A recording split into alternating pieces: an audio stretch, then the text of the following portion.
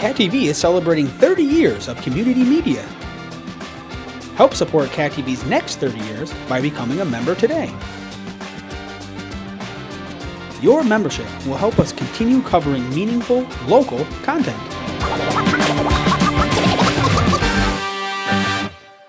Thank you for supporting your local community media station. Welcome everyone who's in attendance tonight. Are there any public comments?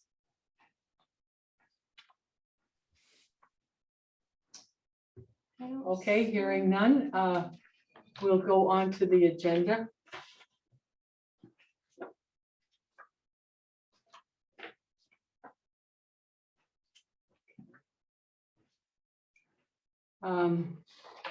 Can I have a motion to accept the treasurer's report?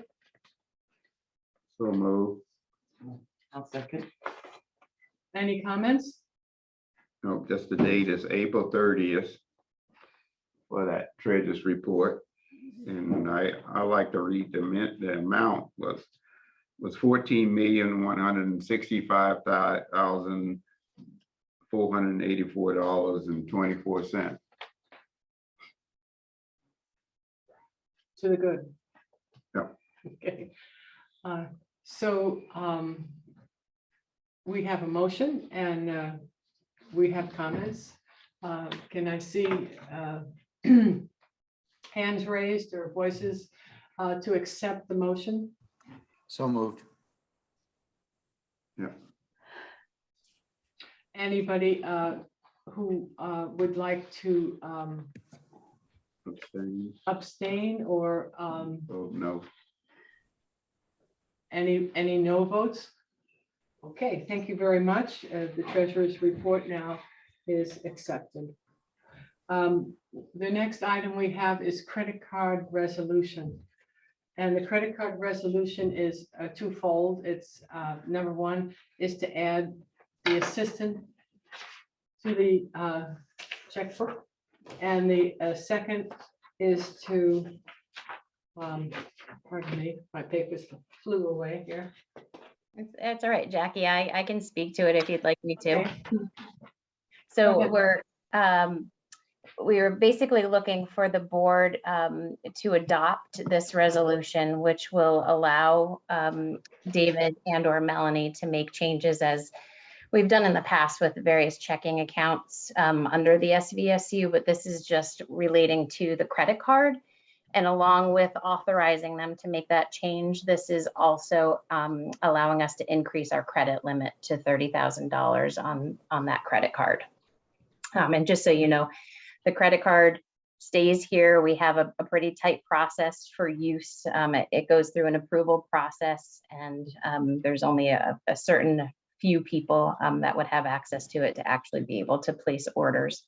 And that's essentially what the credit card gets used for, is organizations that we're trying to transact business with that don't accept a purchase order, so that we're forced to use a credit card to do so. So if the board would just, you can waive the reading of the resolution, adopt it, and then authorize your clerk to sign.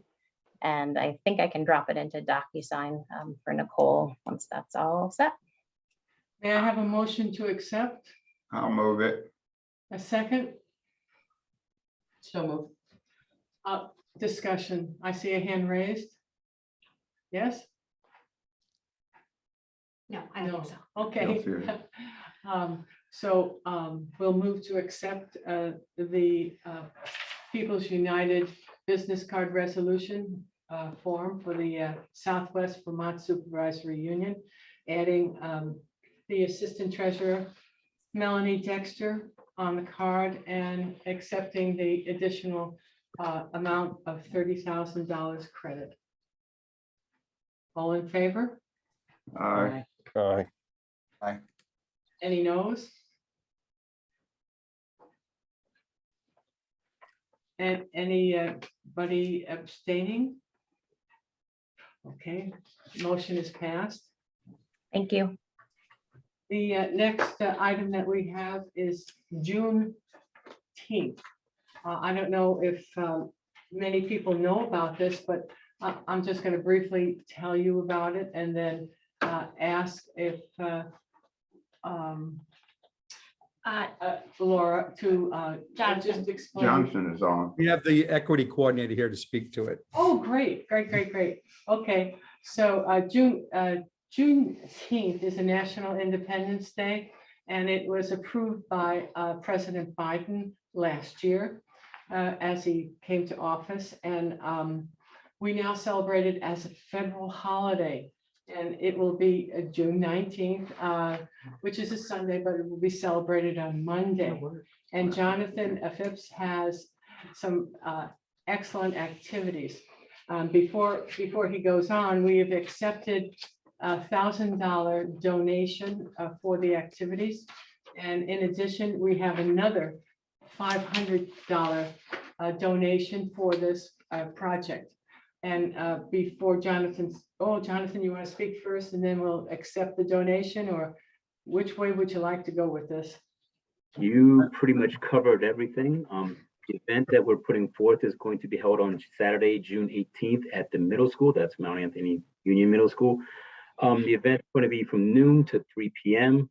We are going to have music, free food, entertainment. We're partnered with a number of other local organizations and actors, ranging from the Bennington Free Library to the town to a number of other actors, and putting this event together. It's supposed to be a community celebration as well as a gathering of institutions to try and foster deeper connections so that we can continue this work going forward. We also are partnering with the museum in an effort to, provide a historical context behind the holiday for those who don't know, primarily because it is the newest federal holiday, and odds are there's a good portion of people that aren't aware that Juneteenth is the day that we commemorate and celebrate the emancipation of the last American enslaved persons in the United States. So we're going to have that event.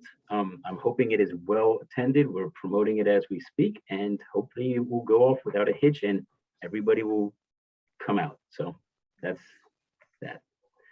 Thank you very much. So can I have a motion to accept the donations of the last donation of $500 in addition to the $1,000 for this celebration? So move. Okay, I'll be Okay, in second. okay, moved in second. All in, any discussion? Jackie, if Yes. I could, just for clarification and for the Sure. record, the $1,000 grant is on the agenda from the Vermont Humanities Organization. The $500 grant is coming to Jonathan through the Vermont Community Foundation. So it's a slightly different organization. It is an anonymous donation, so we don't have requirements tied to it like we do with the other $1,000 grant. So I just wanted the record to show that the two organizations. Thank you very much, Renee. And the requirements are to submit details for any public-oriented events during our online forum. And in your own publicity, please credit our support with the language supported in part by the Vermont Humanities, and use our logo whenever possible. Review our final report forms on the website now so you can plan and collect the necessary data for your project.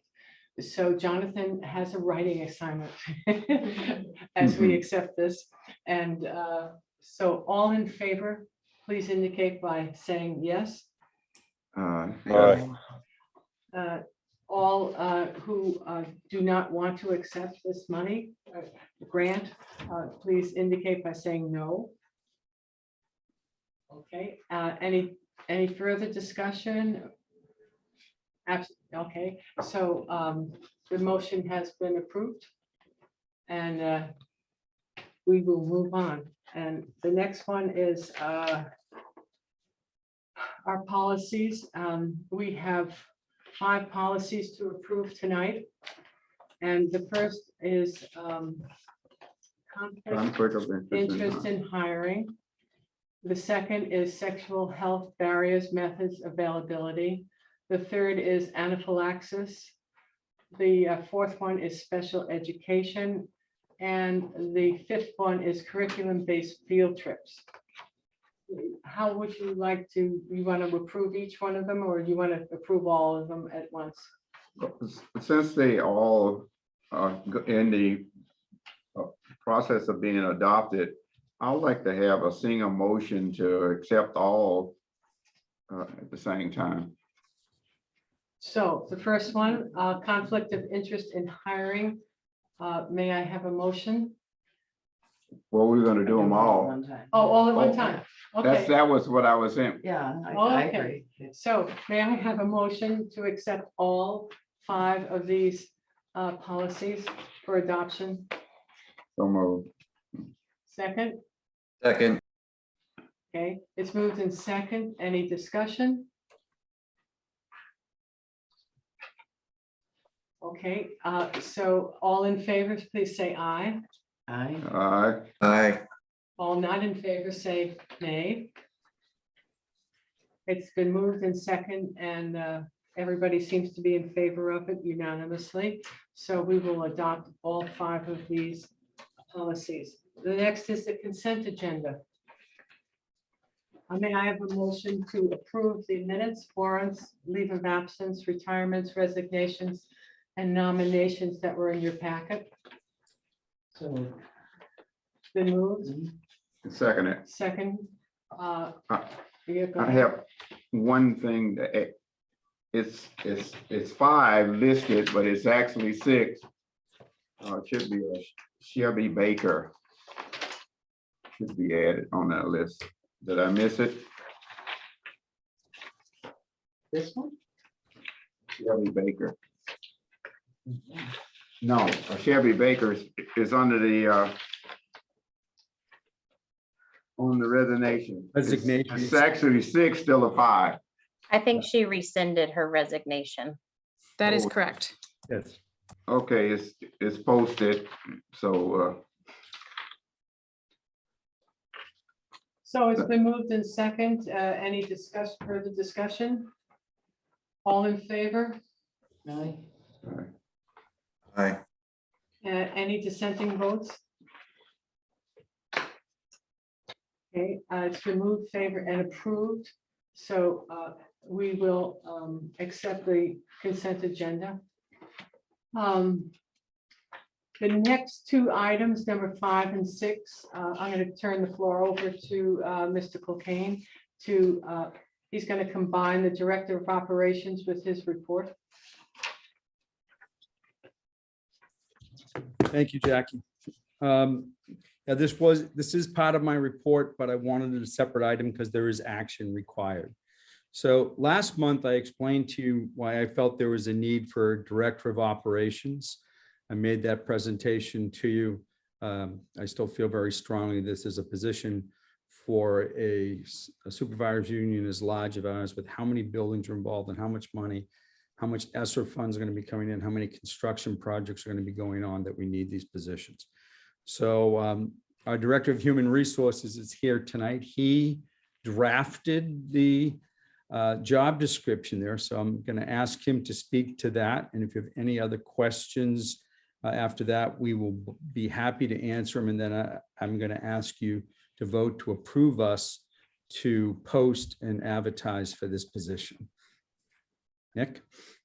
Yeah, so I will keep it brief. I worked very closely with Renee Gordon on drafting this job description. At the request of the board, after last month's meeting, we sent this job description along with the current Director of Finance and Operations job description. And if you took a look at the 2 of those side by side, you could very clearly see where we trimmed away the operations responsibilities from the current job description to create just this job description. We did take some cues from some other job descriptions that we collected from other school districts around the state that had Director of Operations positions. But really it is a reflection of those elements that are operations related being trimmed away and then kind of fleshed out a little bit to provide the structure for what we feel is a essential director level position. And I would add one request that came from the board last time was to make sure that we reflected on and reviewed with Renee whether or not we felt this was a director or an assistant director position. And we did talk with Renee, and we all agreed that we felt strongly it should be a director role, that separating the duties into two distinct positions that will clearly have a lot of interaction was the right way to go. So that is what we've recommended. It's what the job description reflects. It is that a direct report to the superintendent. And I hope that, thank you, Nick. I hope that the supervisory board will support this position, so that I feel how important it is to support particularly Renee in her role. Are there any questions for us? I'm asking through the chair, Jackie. So, yes, I'd like to have a motion first and then go into discussion, if you don't mind. So move it. Thank you. Second, please. A second. Okay, and moved in second. So now discussion.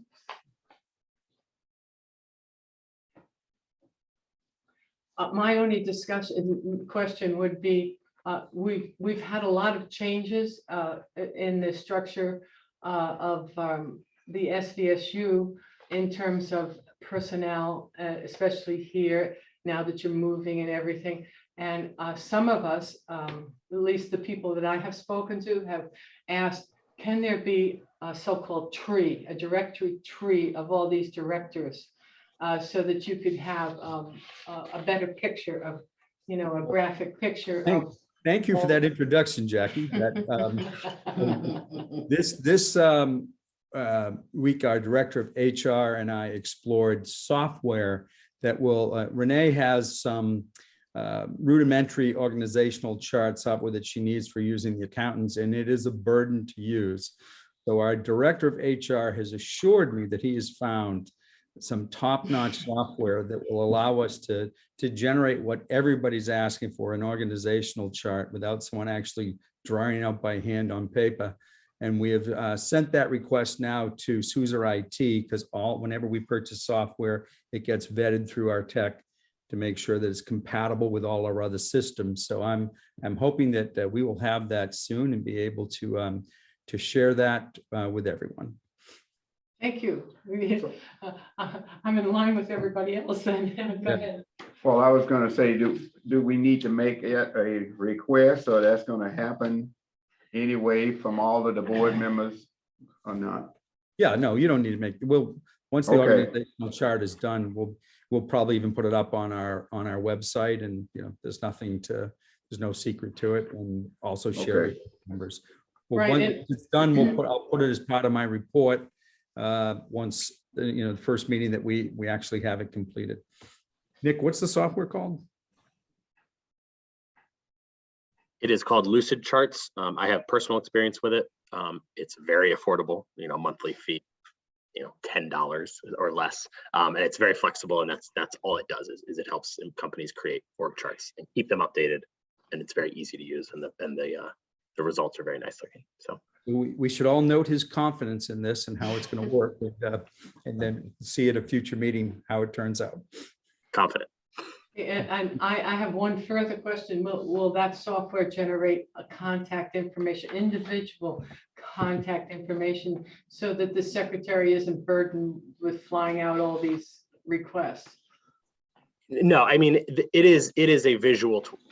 It's not a smart tool. It's not, at least as far as I know it and understand it, it is to create visual tools only. So it's not going to generate anything for us. We can add whatever information we want, but it really is a visual tool that it will create. Well, my suggestion would be to at least add an email address, the SBSU address to an individual. And that is on our website. Anyone can find any of our employees in the staff directory on our website. But we always look at that with Katie West. If what you're reporting is people are still having difficulty finding people's emails, I can have that discussion with Katie West to see if there's a way that we can make it more prominent on our website. But that is always the best way to find somebody's email address. Thank you very much. So we have a motion on the table. It's been seconded, and so we've had the discussion. Any further? Jackie, Yes? This wasn't so much a question, just a, when positions are created out of need of workload, it makes a lot of sense. The director of finance and operations, the amount that is on that position's plate right now, splitting out the position, I would hope that all of those direct reports to the superintendent have authority to be able to act and to make decisions, so that creating another position, if it all still has to go through the same process, you're not really gaining anything in efficiencies. You're just giving it to somebody else to do, but it all still has to go back through, whether it's the superintendent or whatever the organizational structure is. So I would just ask as a follow-up as we go forward. And I don't know, Nick, maybe you can kind of guide this conversation in having the board, some assurance to the board that these people are empowered to be able to make decisions, or that there's a clear understanding of to what level they can make independent decisions. I just, let me address that. Yeah. Because I believe that they already do have that authority, but does that mean that they don't check in and just, do whatever? No, they should never. I mean, they Right. can't go off on a. Well, I'm pretty confident that those who are my direct reports have a very good idea of the range that that they're authorized to make decisions. And we are constantly meeting with each other. I think it's pretty safe to say that we all know what the other is doing more or less and has in the pipeline, because so much of, particularly in finance, HR, curriculum, they're intertwined, because so much of our budget is staff based. So we're constantly meeting. We have weekly pre-scheduled meetings, and then there's meetings as needed with all what I consider my director levels. So I'm not concerned about that. And ultimately, when it comes to this meeting, the person that has to address these things is me, or whoever the superintendent is. So I would never be comfortable with some type of authorization that they're off doing things that I'm not at least aware of. But No. I'm a big Jim just believer in hiring the best people I can and get out of Sure. the way and let them do their job. Sure. But to create it, my point really is to create a second position. If it doesn't offload Renee, if it doesn't offload her, if we still have a process that requires all those same people to be involved, potentially you're not gaining efficiencies. So just to be mindful of the fact that there is an end goal, that there is a reason why this additional position was created. And I think that is why we were insistent with ourselves and with you as the board, that it be a director role, because to create it as an assistant director, it offloads some of the work, but it doesn't offload the burden, and it doesn't change, to your point, Nicole, the process. It's all still going through the same avenue. Right. And so we may have provided some relief to Renee in workload, but we haven't in process and responsibility ultimately. So the creation of a director level role that does have that autonomy provides efficiency. And does the work at the detail level that then can be given to a report to me, as opposed to, Renee is into the details of two large aspects of position. Well, Scott has his hand up, Jackie. Okay. Yeah, I just Scott? had one question is, Jim, if you don't mind my ask, how many direct reports do you have? And is what you have as direct report sustainable? Yeah, right now my direct reports would be 7 with this position. That's a lot. Yeah. But we divide it in maybe when we get the organizational chart, we can refine it. Like, I have what I consider my core that I meet with every week is Laura, Renee, and Nick. And then Melissa works, Melissa works closely, more direct report to Laura, and and Kate works more closely with Laura, and then I get involved when it has, so it's, we've divided it up that way. So yes, in theory, there's 7 directors. There will be 7 directors who report to me, but I use the assistant superintendent honestly as a co-superintendent, and I'm not bashful to say that here. I think she does, a phenomenal job, and so she has more direct report on curriculum based, and the principals also go first to her. So hopefully we can, a simple organizational chart isn't going to really show you how we do our day-to-day operations. I hope that we're able to do something like that, like typically the principals will reach out directly to her first, and then particularly if it's a curriculum issue, and then, but if it, board issues or public issues, then it goes to me. But I think it's been working pretty well. So I have a core of 3 in me, and then it expands beyond that to 7. I'd like to add to that too. Frequently, when in the past, not only on this board, but on other boards, we've had to hire what they called a clerk of the works.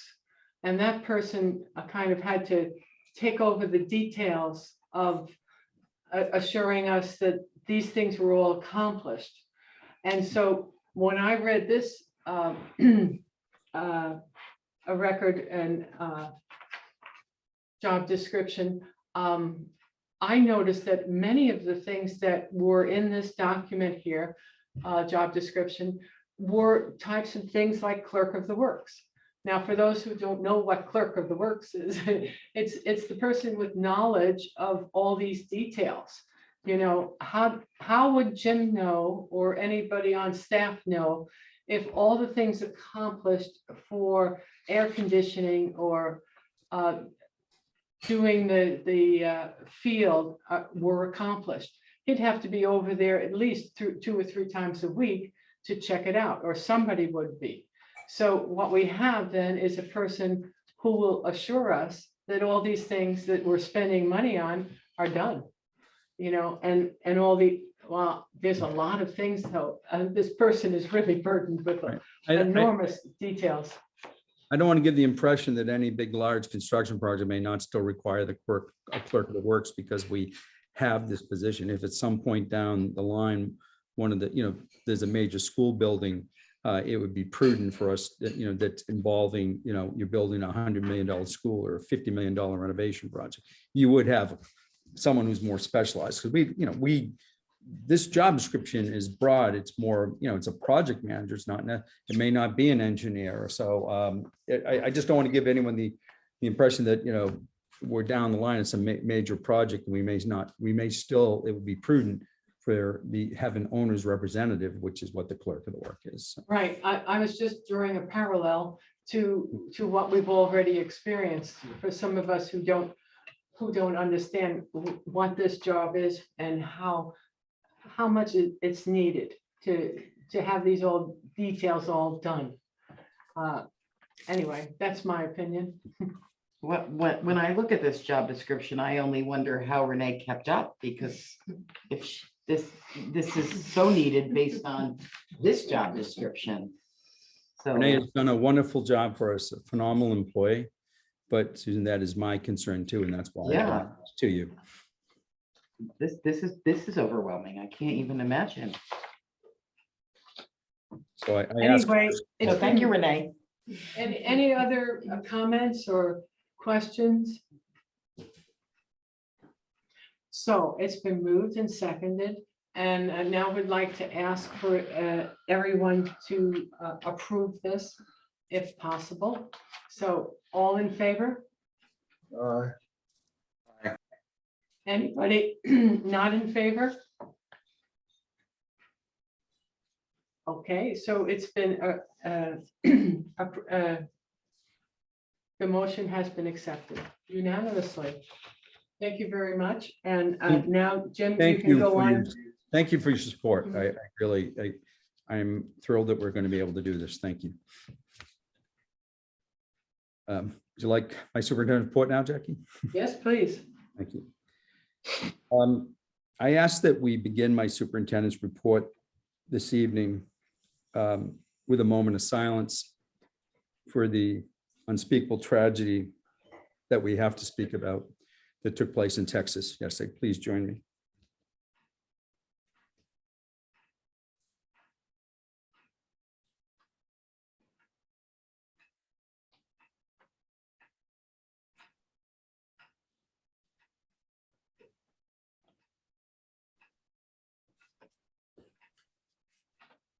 Thank you.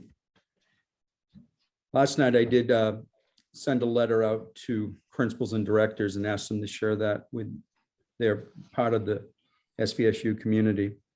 I would like to take the time to read part of that this evening. I'm sure you all join me in the extreme sorrow and grief that we are experiencing over the devastating events that took place on May 24th in Texas. It's a tragedy beyond our worst nightmares, and our thoughts, prayers, and condolences go out to all the families and school community members who lost loved ones during this horrific event. We want to assure you that safety is our highest priority, and we update our procedures and responses as our local safety officials learn more about responses to these types of situations. Additionally, our staff and counselors will be available for students in school as needed. And we provided you a link at the bottom of this that might support you in the process as you process this event with your children. Please reach out if you feel your child needs specific support in processing this incident.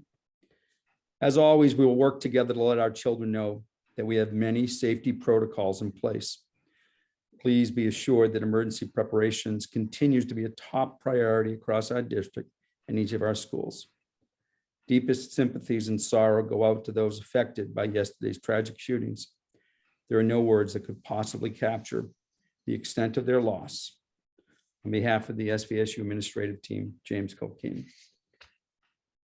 I want to assure that I did speak with SVSU Safety Coordinator Vic Milani today. And as it says in that letter, we're constantly, updating, sadly, as other events happen, updating and see if we need to change our responses, which we've been never really, as you can understand, publicly discuss what, and is there ever truly anything that can be done to end these? And we just hope and pray that they never come to our part of Vermont. Sorry to begin with such a somber note, but I felt that it was necessary. Just a reminder that the last day of school is June 10th for students, 13th for staff in the older version of the SU and the newer version of the SU. So Arlington, it's the 8th of June. Arlington's graduation is Friday, May 3rd. MAU's graduation is Friday, May 10th. And the Mount Anthony Union Middle School 8th grade celebration is the day before on Thursday, June 9th. We are still working on next year's school calendar because we did get feedback about the number of half days. We're in the process of meeting with principals. We have one more principal to meet with, and I'm doing this with Assistant Superintendent Laura Boudreau. We believe we've removed 4 half days. We're able to remove 4 half days from the calendar. It still isn't going to please everyone, but remember the challenge that we have is as we merge these two calendars is become one SVSU.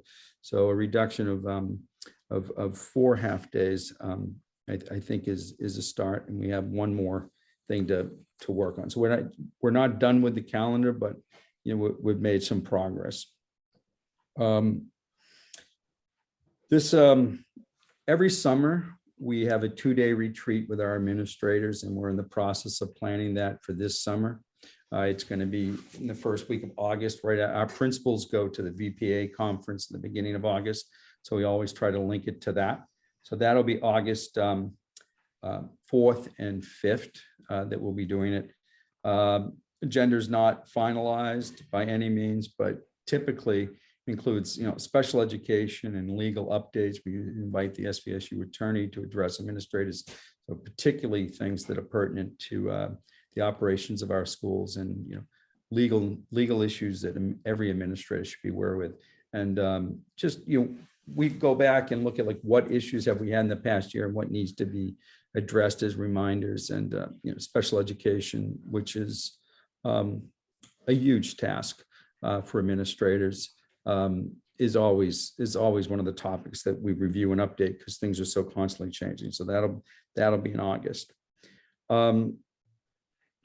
As has been noted, we are moving central office from South Stream Road to the Bennington Brush Building, and it's still on target that we will be there July 1. So, Renee, are you here? I'm here. Renee's been our point person on this, but might be the last bit of operations that she does for us if we Probably not. position. But Yeah. So it's been something that I've been pushing for at least 3 years because of how out of compliance the building that we're currently is with ADA regulations. In fact, it's just a matter of time before we would have been cited, and the bottom floor of that building would have been off limits to our use. So Renee, anything you want to add about the update on the move? No, I think that the owner developer has kind of, shared that he's concerned that there have been some delays with some building materials, but they're still on target to arrive in early to mid-June. So he's thinking we still should be able to have occupancy July 1st. So. And we do have a contingency plan in case, things, we're not going to turn the lights off on June 30th and turn them on July 1 in the new location without some type of snag, I anticipate. So we do have a contingency plan. So I talked about how important special education is into our training for our summer retreat. I have Kate, Director of Student Support Services, Kate Abbott here this evening, who would like to introduce somebody to the board. Kate? Hello, so I am so pleased to introduce our new nominee that you just voted on, Danielle Myrtle Miller, who has applied to be an Associate Director for Student Services. Danielle is a board certified behavior analyst, and she's actually been with our district through a contracted position for the last 1.5 years at OnPoint. And she is not only a board certified behavior analyst, she's also a special education teacher with a certification focus in literacy. So we are very lucky to have Danielle here today, and I was just hoping she could give y'all a wave. And she has nearly 20 years experience, as young as she is. I don't know how she fit it all in there. Danielle, do you want to say hello? Hello, everybody. Thank you. Very happy to be a part of this team. So far, my experience in the Sbsu has been really great. Lots of gains that we're seeing with kids, and really nice community to work with. Welcome. You're welcome. I asked Jonathan to come back into this meeting because I want to speak to his work. This, as you've heard me say, this year I designated a year of the study of equity, and it shouldn't end with a year. It will not end with a year. This board supported my request to add an equity coordinator. And again, I am so thankful that we have that position. But Jonathan, the Juneteenth celebration, I think it is the final event of this year of equity. But Jonathan, if you don't mind, a little highlight tour of what we've done this year from our equity series to what you've done with students and with our art teachers and with the high school, and then one more little plug for Juneteenth. I'm always happy to plug Juneteenth. I will say that outright. So this year has been like my first full completed year working for the Sbsu. I came on board in January 2021 in the middle of a pandemic, which is, I don't recommend anybody do that. Not a good way to start a job. Yeah. Interesting. Yeah. So this year we've done quite a lot. in trying to advance equity within our staff and our school system. I'll start off with the simple one of we actually hosted a equity speaker series in which even some members here have attended. Each one of these speaker series was both dedicated towards a single sole issue, ranging from integration, BIPOC, challenges that BIPOC students may face, to LGBTQ pronoun usage, to something that most people don't equate to equity, which is poverty in relation to like food shortages in our students. That is like equity encompasses a wide swath of things that I'd like to bring to people's attention. That's one thing. We've also, throughout the year, we've engaged in something called the Equity Advisory Committee. And this was actually, we had this actually already. I openly admit, revamped it to a degree where it was more a focused, targeted discussion on a single topic. Each committee meeting was 2 hours long. It was actually run by a moderator so that everybody could feel safe, secure, and capable of sharing what their experiences were, what they felt that we could do as a school district, and it's a way for the school district to have an in-touch connection with the community at large, or communities at large, based upon any number of issues, ranging from policies to the most recent one was on SROs, to even more inclusive and representative staff. I've been in the high school quite a lot throughout this year. In fact, that's probably been the place where I've been the most, honestly. In which I've been working with our high school principal, Tim Payne, in an effort to try and revamp certain things that we do, to make sure that we have a functional system in place for next year to address certain shortcomings that we may actually be encountering. I work with students. I recently got back from, or not got back, but I went to the Southern Vermont Economic Summit, excuse me, in which case the topic was actually welcoming Vermont. There, I shared the testimonial of 2 students anonymously on how much they feel that our efforts for equity needs to be advanced, as well as including up to having a very diverse and representative staff. As some may be aware, having a staff of educators that you may not be able to see yourself in, that could be somewhat detrimental to the educational and behavioral outcomes for a lot of students.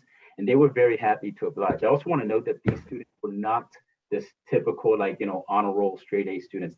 I wanted to reach out to students that may have their actual distinct set of challenges, primarily because of the isolation they feel. And they were very happy to come up with something as part of a project in which I shared it at this event. And we also got to outline how we're making strides to trying to open and communicate with our community wider. There's a number of other 1,000 things, but I'm just going to kind of cut it off there because it's 6 o'clock and I'm tired, I'll be honest. But I will bring up Juneteenth again. Please join us June 18th, noon to 3 o'clock at the middle school. It's free of charge. It's supposed to be a community-wide event, and we're trying to make it so that my pie in the sky goal is to try and make it so that it's so widely attended that everybody can feel like they have a place to belong and actually walk away with something from Juneteenth. And on that note, I shall turn it back over to you, Jim. Thank you, Jonathan. Critical, important work, and keep at it. Thank you. That concludes my report, except for whatever questions you may have for me. Well, no questions. So thank you, Jim, for your report. And thank you, Jonathan, for explaining more about June 19th and your role in the schools. And there is no report from the chair because the chair is not here. He didn't give me anything to report on. So in place of that, under other, I'd like to ask anybody in the audience or especially our board members to come with any questions or suggestions. Leon? Yes, I'm looking at all of our agendas and saying that maybe we need to change some things. And I brought it up to several of the board meetings at another board. And what we have is goals at the bottom of the sheet in real small print, and nobody really pays them any attention. And recommendation that I was trying to make sure that everybody do is move them up from the footer to the header. And that's points out all of the things psychologically, what we stand from the very beginning when somebody look at the agenda. Another thing that we struggle with all of the time, that everybody is looking for what board members are here and who they are and so forth. Everybody can't go over to the site and get it all. But if they were named in the footer, that sheet that everybody see will know exactly who's on that board. So is it possible that we can start trying to look at our agendas and rearrange some things to enlighten people that we're trying to move forward and have a real goals of the education at heart and show the people that are trying to do it? Leon, I'd be happy to put a draft of what a new revised agenda could look like, making the goals more prominent right under the header of the meeting. Like maybe there's each board has their own letterhead that has their goals and who the members are on it, and the agenda gets printed on each board's letterhead. So we could do a letterhead template for each board that follows what you want, and we'll send that out for everyone to look at and see what that looks like. Thank you. Thank you, Leon, and thank you, Jim, for your response. And anybody other board members have any questions or suggestions that they'd like to put forward? Yes, Susan? Well, on that note, I just wanted to make a note that the website is not up to date with the new board members. And it's a little wonky, so that could be addressed. Making notes. Thank you. Yep. That's all. Anyone else? Yes. No one else? Okay, I'm looking up at the screen. I see a yellow line, but it's me. Do you have anything to say? No. I'll ask. We usually have a lot to say, but tonight we're a little bit over an hour, which is great for us. Usually. FYI. Actually, it's less than an hour, aren't we? Right. That's what FYI what? Oh, FYI. Thank you, Leon. So FYI, the SBSU budget status report was enclosed in the packet, as well as student enrollment for May 2022. And the ESSER update for Arlington was also enclosed. So can I have a motion to adjourn? So move. Second? I'll second. All in favor? All right. Anybody? Anybody saying no? Yes? Okay. The meeting is now closed. Cat TV is celebrating 30 years of community media. Help support Cat TV's next 30 years by becoming a member today. Your membership will help us continue covering meaningful, local content.